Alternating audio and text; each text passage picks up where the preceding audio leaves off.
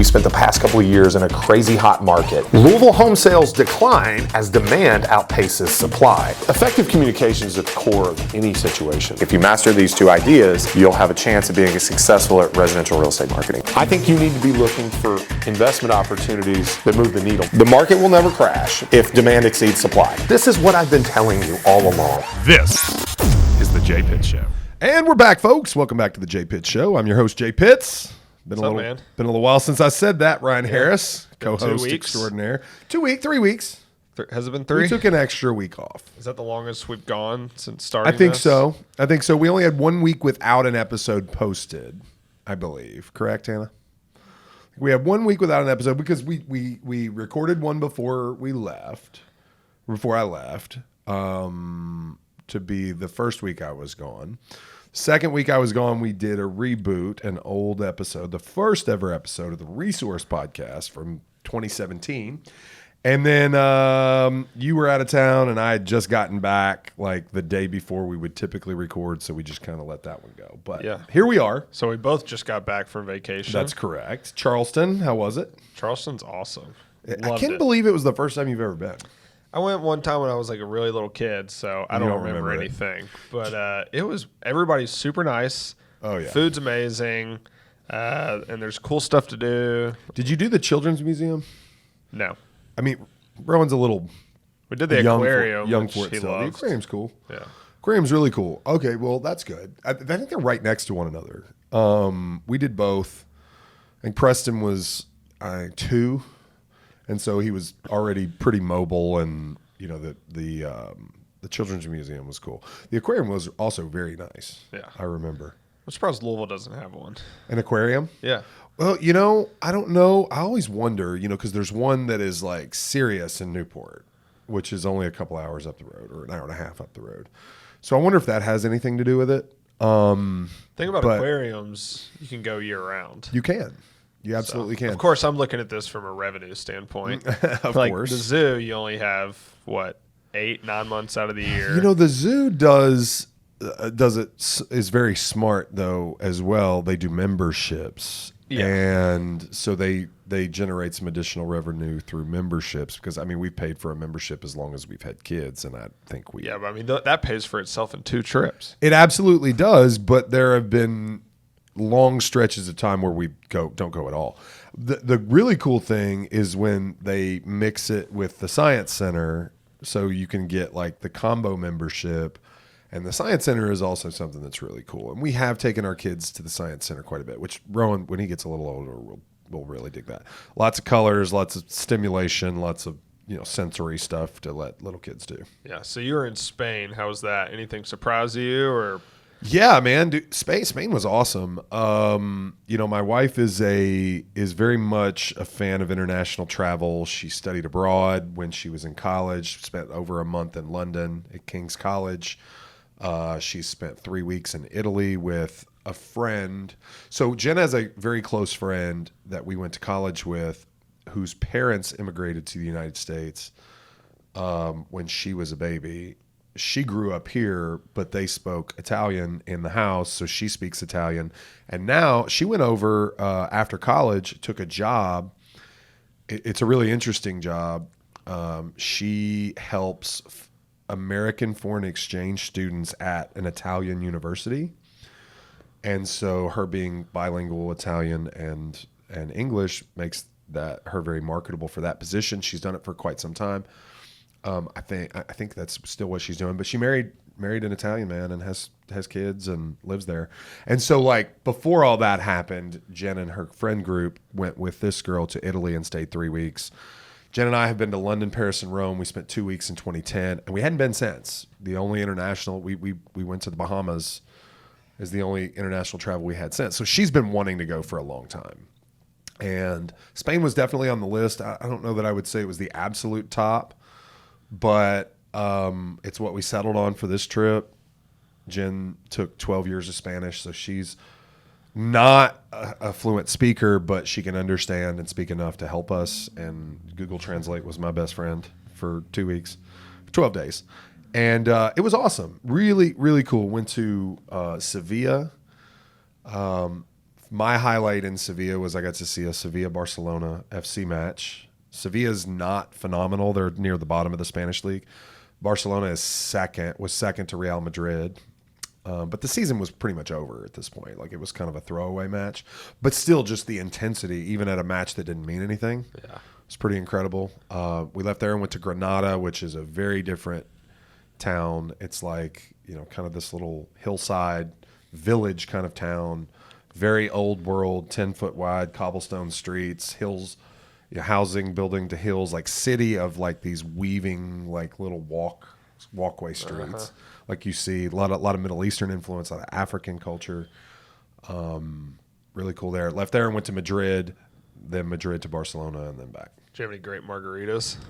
Did not have any good margaritas. I thought y'all had margaritas somewhere. I saw y'all had a picture. Did a we? Margarita at dinner somewhere. No, dude. Okay, so no, that was not margarita. Actually, that was something pretty common. Now, a misnomer is they don't really drink sangria. A lot of people think that Spanish culture is that's a very Americanized misnomer of Spanish culture. They actually drink something called a tinto de verano, that's what we had a picture of, which is essentially red wine and soda. So it's just like red wine and soda over ice. I swear it was green. I don't think so, bud. I don't know. I could be wrong. We'll have to look back. I'm sure Jen saved the picture. Where would we have had margaritas? I don't know. It looked like he had tacos. I responded to her Jen's story. No. That looks phenomenal. No, that was it. That was in Madrid. Yes. That was a taco place in Madrid. We definitely did have margaritas there. Okay. Sorry about that. That was more of a kind of to me it felt like Taco Luchador. That place was like how'd the price compare from there to Taco Luchador? Because Taco Luchador, but those prices. I'm going to speak to Spain in general. Okay, I will tell you, the trip felt very affordable. The places we stayed in Airbnbs because we're a family of 5, and yes, I took my 3 children, who's the youngest is 4, on a 12-day European vacation. So yeah, the hotel the accommodations were less expensive than I expected by comparison. The euro and the dollar so $1 is 90.92 euro. So it's almost a 1-for-1. So basically if it's €1, that's like $1.08 or $1.09. So a 16-ounce beer, like a pint in a restaurant, was like $2.50. Dang. Right?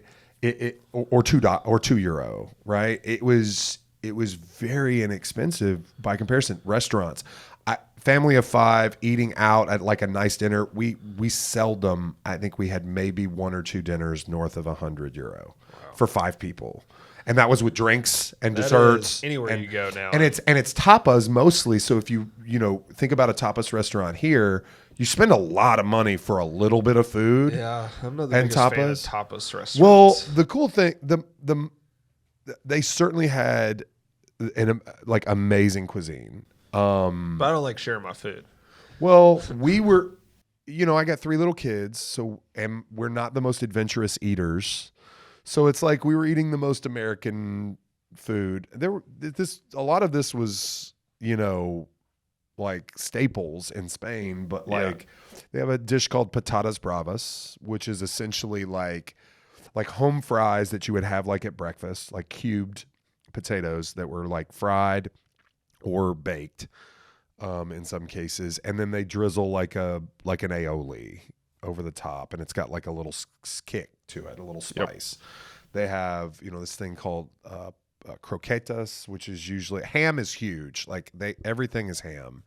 So a lot of times that's like ham, like ground ham and cheese, like in a ball, breaded and deep fried. Yep. The kids love that stuff. So we had a lot of things. Who wouldn't? Well, yeah, no, you love it. So we had a lot of that kind of food, and it was again, tapas and lots of food and lots of drinks, and felt a lot less expensive than here. Cool. Good to know. So if anybody's planning on going to Spain, they might I want to take the trip now. I did not in 2010. I did not have that experience in London. I felt like London was very expensive. Paris, we were there for a very short period of time, but Rome also did not feel inexpensive then. I could be different now, and it could just be my experience in the United States with the prices of things has. Well, I'll tell you, drastically went to changed. Italy a couple of years ago, and I think it felt inexpensive because there's no tipping. So like what you see on the menu is what it is. Yeah, you're right. And tips are not expected. We tipped for great service in a lot of cases. They don't allow you to tip on the card, so you have to have cash in order to tip. So that was another thing that was interesting. There were a couple of places that we were at that were much more Americanized than others. Those places, some of them did allow you to tip on the card, and we went to like an Asian fusion restaurant in Madrid that was really good, unbelievably good, and that it was very American. The service was very American. The way that they went about it was it was like quicker in and out. That's another thing. Like Spanish culture, eating, you're going to be there a while. Like you better grab, like, and it's not frowned upon. Here it might be frowned upon to like signal the waiter. They don't come and check on you. You have to grab them. So it was interesting. Kind of like that. But cool, man. Good catching up. We're back. Be back doing the show weekly. So let's jump into the show. We'll get started with our listener question of the week. Sure. And this one is this person's asking, where do we stand with the DOJ's decision on commission? It seems like nothing's really changed yet, and you're kind of not hearing anybody talk about it much more anymore. I mean, you still hear a little bit about it, but it seems like the news is dying down. So are we talking about like the DOJ's opinion on the NAR settlement? Well, just I guess when do things change? Like when are we going to see this take effect? Do we know that? I don't think we know. I mean, the original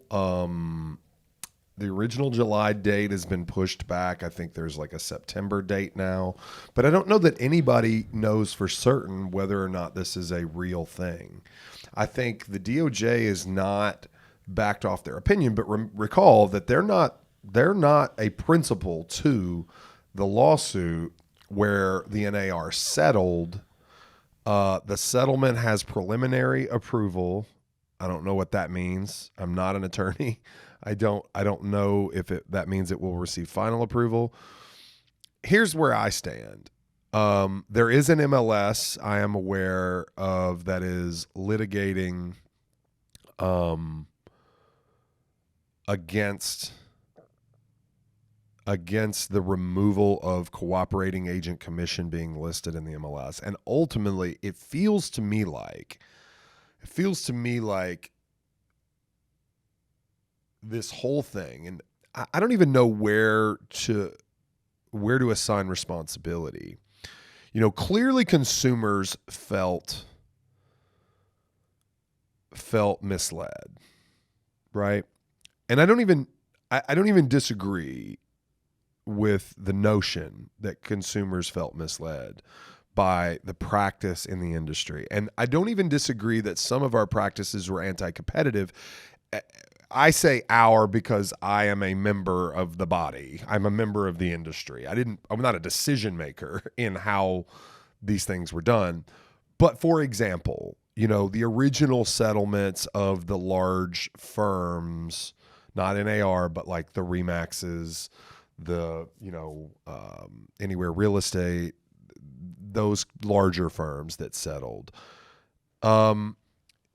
requiring membership, like, whether it be firms or NAR requiring memberships in certain MLSs, requirements to list properties on the MLS against the seller's needs, requirements to offer cooperating commission. Now, I'm in favor of offering cooperating commission, but I believe it to be anti-competitive to force sellers to offer cooperating agent fees. I go back to where is responsibility assigned for all of this. Consumers felt misled, not in opposition to that notion. Okay. I think it's also foolish to assume that this type of lawsuit and this type of sweeping change and the copycat suits and all the dominoes that were set up to fall after this NAR settlement was announced, it's foolish to believe that that hasn't been nudged along by special interests within and outside the industry, whether it be the DOJ, whether it be, other industries.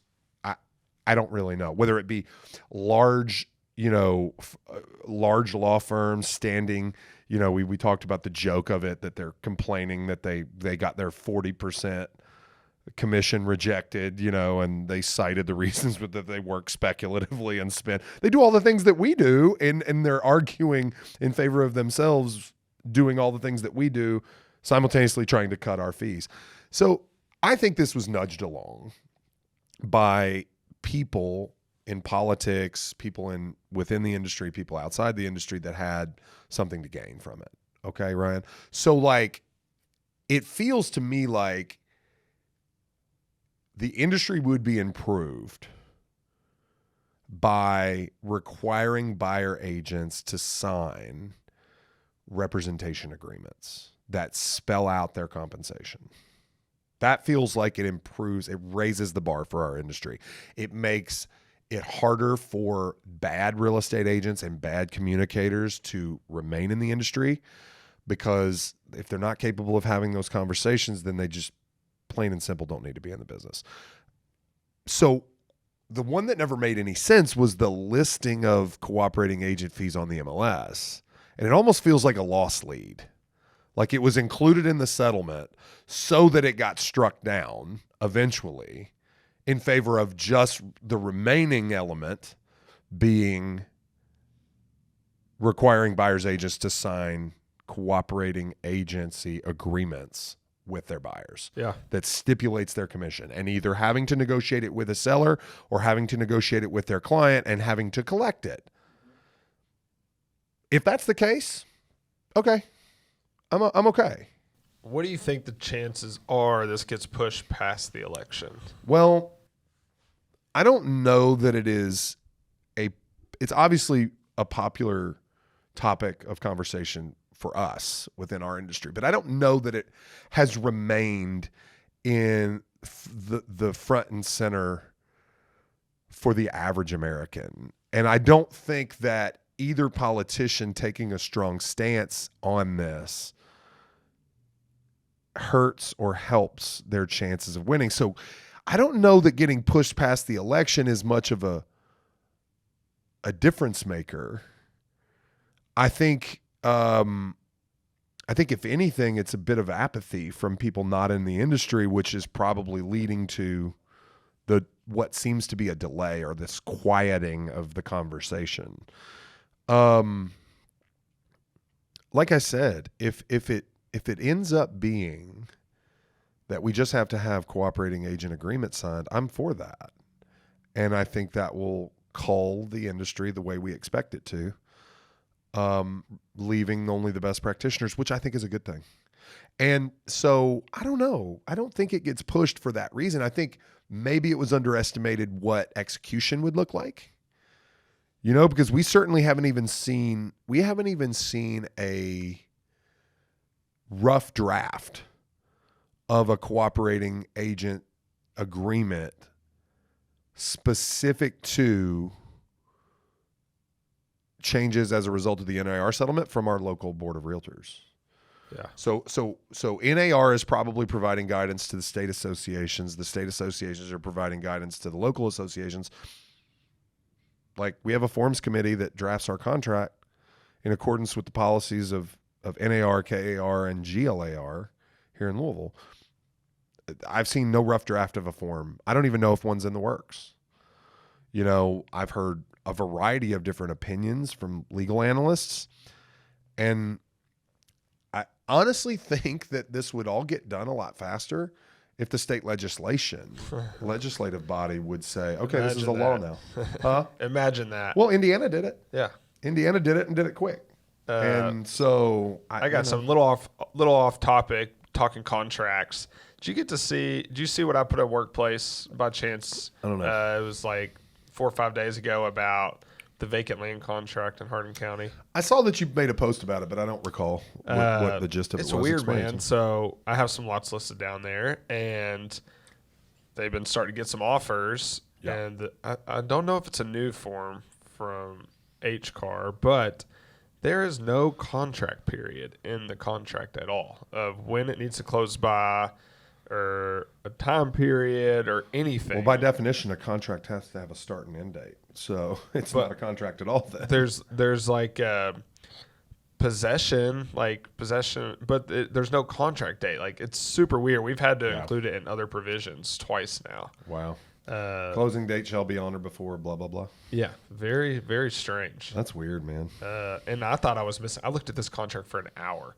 I think I'm just missing it. How am I missing it? And then I put it in Workplace, which is like our company, Facebook. Facebook does own Workplace, but they're shutting that down. Workplace? Meta is shutting in 2026. We just got notice. So what are we going to use? It's kind of crazy. I don't know. We'll find something else. A Facebook group? I don't know. That might be the next best thing. But like, crazy enough, if you think about it, they gave me 2 years notice. That's kind of crazy. That's nice. I mean, it's nice, but like, isn't that weird? It's better than 2 weeks notice. I mean, I kind of feel like tech companies usually, like, why are they shutting it down if they can let it run for 2 more years? I guess, do you pay anything for that? We do. There is a free version, but we pay. I guess it just didn't. What's paying it? Like, I don't even go know back and see messages, probably like Slack. I would imagine there's premium features that we have. I do know that streaming is one of them. You can't go live, if you will, and we use that to stream a lot of our meetings. That stinks. I like Workplace. There's a lot of good stuff too. If you have a question or like you need to find a roofer, you can go in Workplace. I mean, it won't be search Slack. The word we won't do Slack. Slack, I don't think is effective. It works for my team, but Slack seems to be too messagey, and it's not for messages. It's not formal enough. Yeah, almost like just. But yeah, interesting, right? We're already researching. We're already researching, alternatives, but nothing viable just yet. Okay. But 2 years. Yeah, I might have something. We'll see. Okay. Are you going to engineer something? No, I have a friend. I do have a friend who's the CEO, and he's the developer himself of a startup that's group messaging. I think they might have pivoted, though. It might be strictly group messaging for churches now. Okay. He found like a very specific niche that works. Okay. And that might be all it's for now, but I'll see. So, yeah. Prayer text. All right. I guess we'll move on. Actually, I have another question for you. This one comes from me. So. Oh, okay. Just something I was thinking. Like full disclosure, transparency. I like it. Yeah. So, as a broker, even a great one, you have agents leave. It happens. Have you ever, how often do you have agents leave and sometime down the road, maybe they express to you like they wish they wouldn't have left, or how often does that happen? Okay, so how often do I have people And I guess leave? where this comes from is I just saw an article how agents are moving brokerages more than they ever have before. Really? Like, it just seems like agents are jumping everywhere right Interesting. now. I think that is probably a result of the market being slightly downturned, and it's probably a product of how many people have entered the industry over the last few years, based on the fact that things have been pretty good. I'd say social media plays a role too. The grass is always greener. Absolutely does. But that was the case before, but probably it exacerbates, Okay, so do people leave ever? Yeah, people leave sometimes. Rare for us. We lose a handful of agents each year. We've obviously added more than we've lost.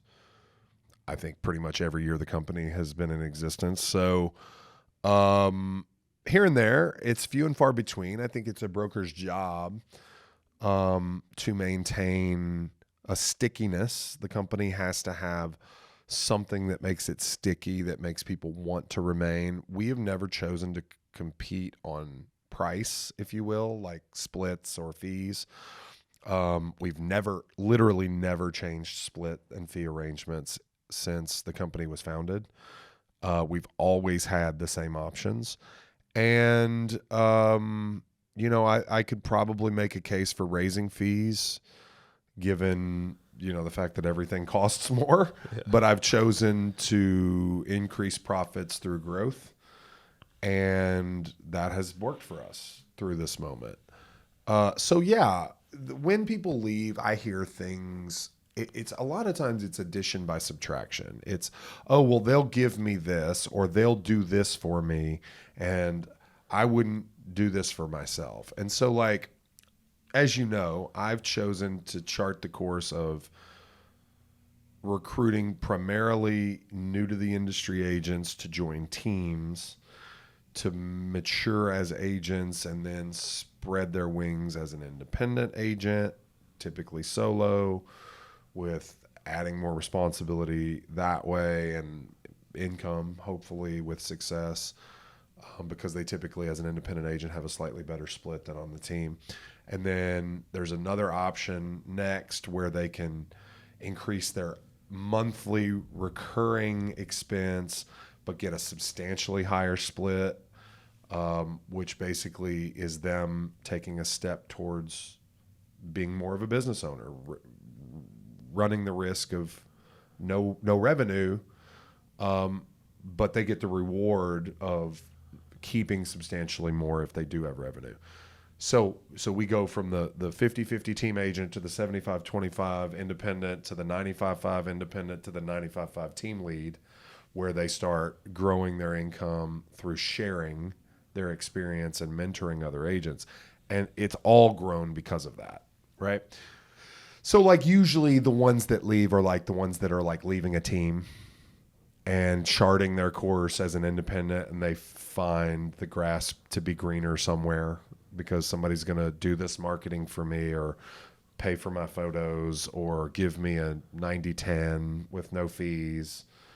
You know what I mean? It's just like that. And it's, again, addition by subtraction, because most people say, well, if I get a better split or if I get these things, then I can sell less and make the same, or I can sell less and make more. And that's just not how it ever works out. As soon as you want to start selling less, You're probably going to sell nothing. You're going to sell nothing. You're going to sell a lot less. Or it's going to get less and less each year. Yeah. And so yeah, some people leave. And yes, some people, I would say a fair percentage will vocalize to me or to someone else that they wish they hadn't left. But majority of the time they don't return because the pride is hurt. And there's almost nothing more powerful than pride. People will accept less money, less success. They'll spin a web of lies in their own mind to tell themselves that it's one thing or another just to avoid their pride being hurt. And so that's something that is the thing. But I have had people call me, and I've had people come back. I've had a handful of people leave and come back. So it's not 100% in that respect either. But typically the pride wins. When the pride gets hurt, people don't care that you were the best thing for them or your company was the best thing for them. They're going to do something different because they can't get past the pride. Yeah, that's a shame. It is. I would just say, though, it probably is one of the few brokerages where people leave and express to the broker that they wish they hadn't left, or to somebody from the brokerage. I don't think that happens many other places. It's happened a number of times here over the years. It's not every day. Yeah. But I would say 7 or 8 times probably. I've 3 or 4 have come back, and the remaining 3 or 4 have expressed that they wish they hadn't, and they're still not back. So yeah, some of them were welcome back, some of them weren't. So I think it should be a brokerage vote. That would be good. Hey, there are some of the ones that were not welcome back. There would have been a mutiny if I'd have let them back. Yeah, I probably would have started some of them. There you go. But, it's a good question. Great question. It'd be fun to do. So thanks. I learned early on, Ryan, that my pride was the last thing I could make a decision like that on. Because I messed up a situation very bad. Well, it wasn't only me, right? But I contributed equally, I will say, to a very bad situation with an agent, and I should have been better, and my pride got involved, and I learned very quickly to handle these situations, and I can attribute a lot of our success as an office to the learning experience I had in that situation and how much better I've gotten at handling that moment when an agent comes to you and that's the conversation that determines whether they stay or go. Yeah. And some I've let go and been at peace, and some of them I've had to make some changes in order to retain. And I can pretty much all say that in every case I've been happy with the outcome. Yeah. Some people don't listen. You speak the truth, you do it calmly. You accurately predict the future. They still don't listen and they move on. But I'm at peace with what I said because I feel like I handled it the way I should. Yeah. I noticed some really good downswings in those last few sentences. Oh, yeah. Okay, so let's go to this story. It's a pretty funny story. I don't know if you saw it on either TikTok, Instagram, or Twitter. I've seen it on all three. Okay. This realtor got fired after posting a pic. So this is from Miss Jilly Santos on Twitter. It's not actually her story. She pulled it from TikTok, it looks like. But this realtor posted a 10-minute long video and a picture and said, this realtor got fired after posting a pic of a massive turd his boss left at an open house, so his broker, and tagged her on IG in it. So apparently, this dude, there was no water on in the house, and this broker knew that, but because he put tape over the toilets to make sure nobody in the open house would use the restroom. And this broker ripped the tape off, took a massive turd in the toilet with no water, locked the door from the inside, and walked out. And eventually he got in. I don't think the volume's on this. Look at this. Look at this turd. I didn't know turds could be that big. Oh, Ryan. Lord. This took a turn. A turn that I am not. You gotta watch the video eventually. It's 10 minutes long, and this guy has an accent that makes it so funny. Let me try and get this back on the rails. It is a thing. I'll show the camera. As you. Oh no. Cut it. Anyway, look at that thing. Dude, it is a thing, Ryan. You're killing me. It is a thing. Okay, that real estate agents, look, you're human, okay? So things have to happen sometimes, unfortunately. And, you're out in the field. Sometimes you're in a far-flung place, right? Like, sometimes you have one too many cups of coffee and you have to use the restroom. And sometimes you hit a drive off in the woods. I don't know about that, but it is a thing. And I will tell you this, I've had numerous experiences where my vacant listings, emphasis on numerous, people have agents that have shown my properties have done, I'm not speaking to that, but like similar situation, no water on in the house and someone who relieves themselves in one way or another in the restroom and just leaves it. And then you don't know who it is because you had multiple showings. So you can't blame, but dealing with that problem is really, really frustrating. Imagine trying to tell a seller. Imagine your conversation with the seller when they think that a prospective buyer has been turned off because they find that when they walk into the house for a showing. And it was, so this agent outed their broker? Tagged them on Instagram. Oh my gosh. So Which they got I kind fired. of get. Well, did the broker lose the listing? I hope so. I don't know, maybe. That is weak, man. But that is so I had a awful. new construction. I think I've told this story on here before. I didn't get back around to it for like 2 weeks. I didn't get to go check it out. It was one that I was a partner on. Tell me it wasn't a 5-gallon bucket. No, they just pooped in the toilet and left it for 2 weeks. And I opened the door to this bathroom. Just almost started throwing up everywhere, and Oh my god! had to get a bucket. Well, contractors our contractors are notorious for bad behavior on job sites that don't have plumbing yet. So that's a whole nother thing, Like it's funny to me. It's always been funny to me when like homeowners are like, really upset about certain things, and I'm like, do you know what happened in this house while it was being built? Yeah. Like, you have no clue. Like, do you know the amount of cigarettes that have been smoked in this place after your drywall went up? And Mountain Dew's drink. Oh, Mountain Dew spilled. Lipton iced tea, the big, huge bottles. The cans, like big Monster energy drinks. Like, contractors are vile. Dip in a lot of spit cases. on the concrete. So bad. They're like, well, what about mold? I'm like, you realize that all the subfloor got rained on like 100 times. Yeah. before the house got framed. Yeah. Like, and that subfloor is still under there. Yeah. Like, there's not mold in it. But I mean, whatever. every basement floods eventually before it's even built because it just rains on it. Yeah. Well, I mean, the concrete gets poured and like there's no roof. There's no walls. There's nothing to stop the rain. It's like there's just water. It is a mess when that happens. Yeah. Well, It and is it all bad. gets cleaned up. It does. But that's like every house that gets built. It does. So anyway, so you're building a house now. Yep. Okay. Yep. So They're we're framing today. Starting framing framing today. I have some lots listed in that subdivision too. I have about Okay. I think like 16 left. And the best thing that could have ever happened is happening. So they're closing down a road by there, and they're sending all the route is going through our subdivision now. So it kind of stinks for like people living there right now, and it's going to be closed down for like 60 days. I forget what kind of work they're doing, but all the traffic. Did you guys take down my sign or did you repurpose it? What sign? You're talking about the one, like you're talking about the In Briarwood. because back Reserve. back in the day, I had a sign up over there. I don't see it. So Okay, it's gone. All right, good. Yeah. I want to say I don't remember what happened to it, but I mean it's like it just like had a plat on it and stuff. So you could have put your name over top of mine and it would have been fun. So I guess Yeah. Well, so there's a sign, but I don't know if it's Sicilian Bank who has a logo on it, but there is a plat sign up there on a corner lot, but there's nothing with your name on it or anything. Good. Well, that's cool.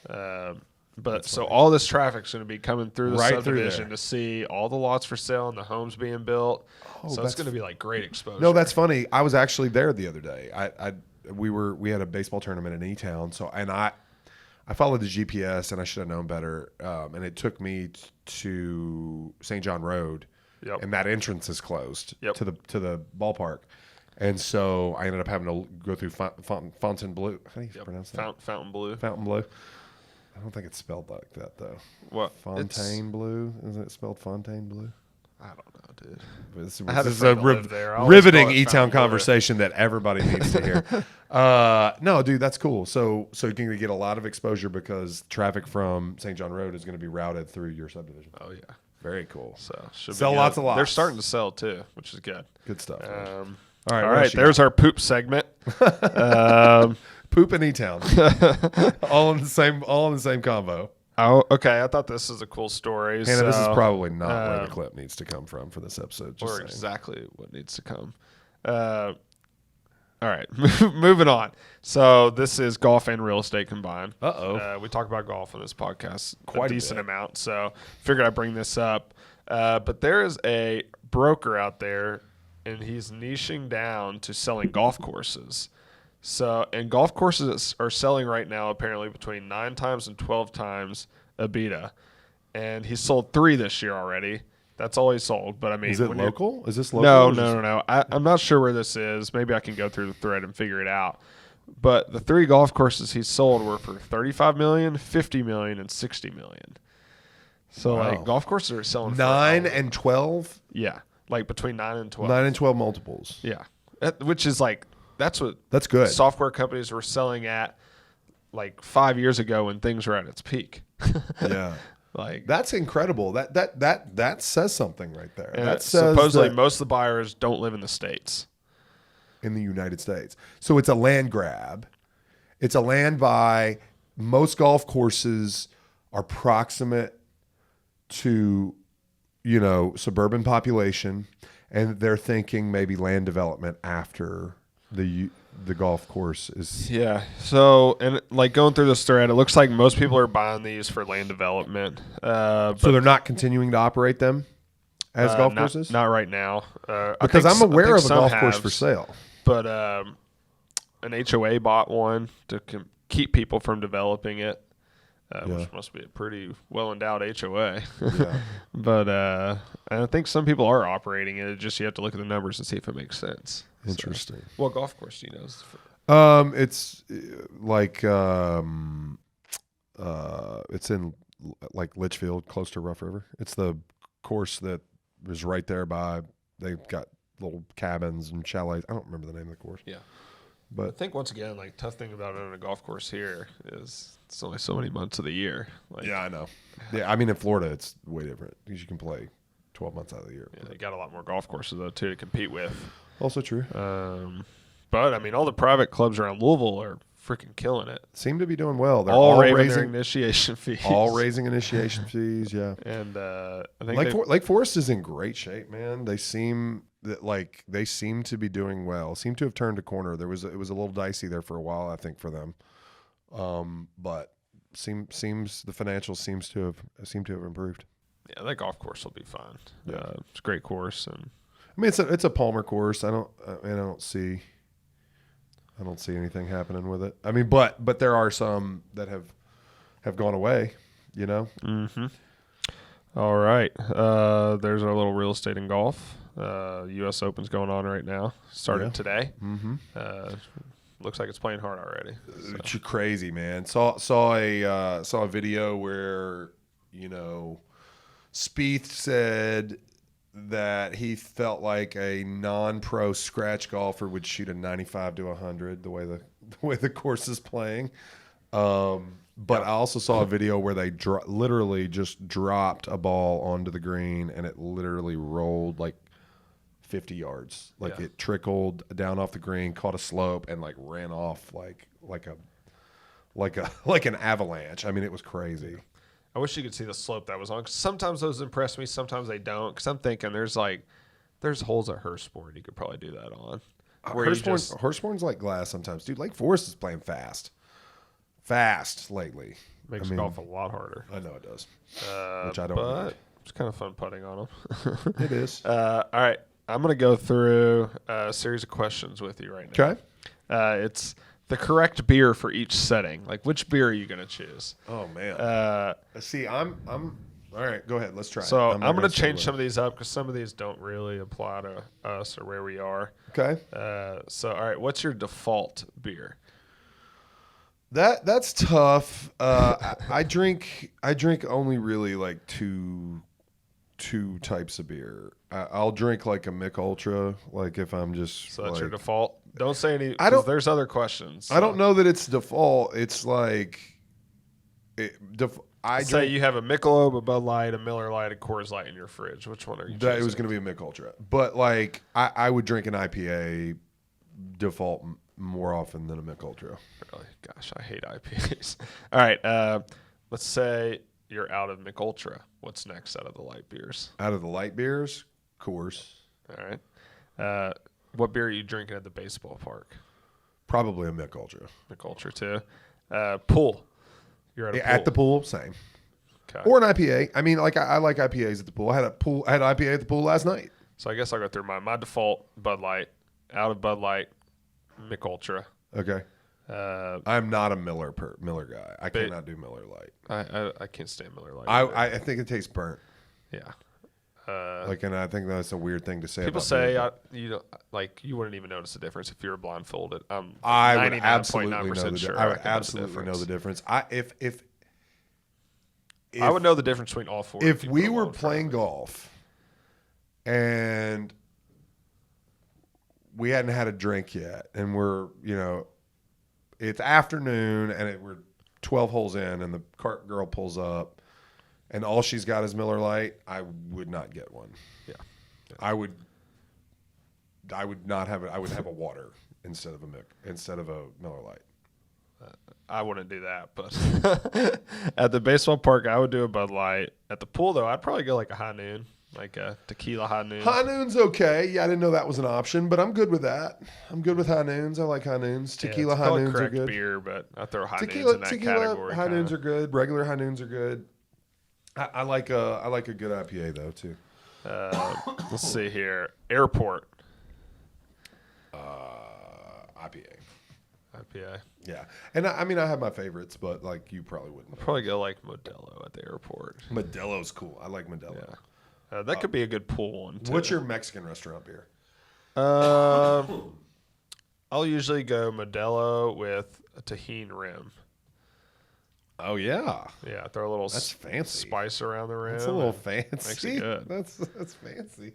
I go Dos Equis Amber. I don't know if I've ever seen that laugh out of you. Right? That was fancy, bro. I don't know what to say. Next time, get it Dos Equis with a tahini rim. No, sir. You'll love it. No, I won't. Dos Equis Amber at Mexican restaurant. Yeah, that's what I'm doing. Dos Equis is good too. Get a tahini. It's got to be amber though. I'm not a regular Dos Equis. If you don't like the tahini rim, send me a Venmo request and I'll Venmo you. Okay. For another beer. So this one, all right, golf course. Golf course beer. That's probably a Mac Ultra. Bud Light. Which one can I drink the most of?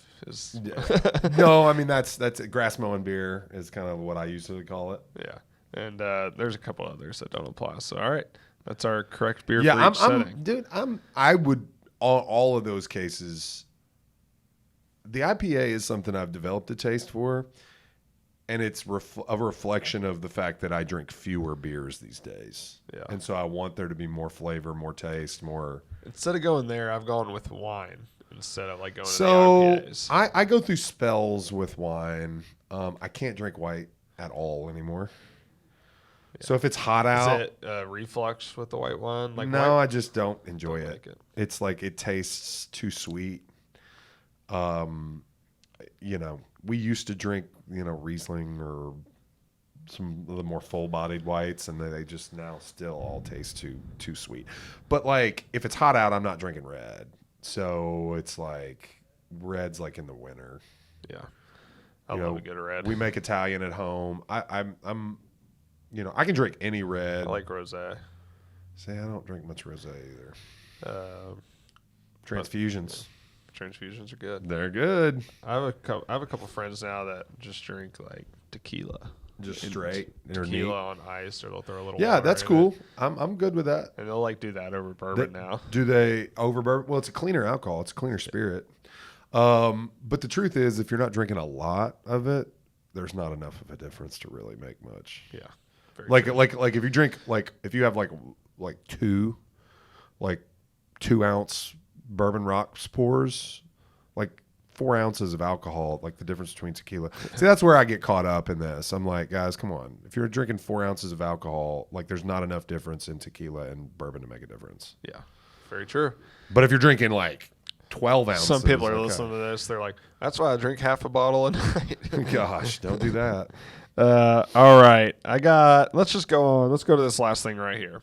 Okay. All right. Father's Day this weekend. Sure. What do you do on Father's Day? Do you do the same thing every year? We do you don't switch it up. We don't have a tradition. So when I was growing up, we would always go to the track.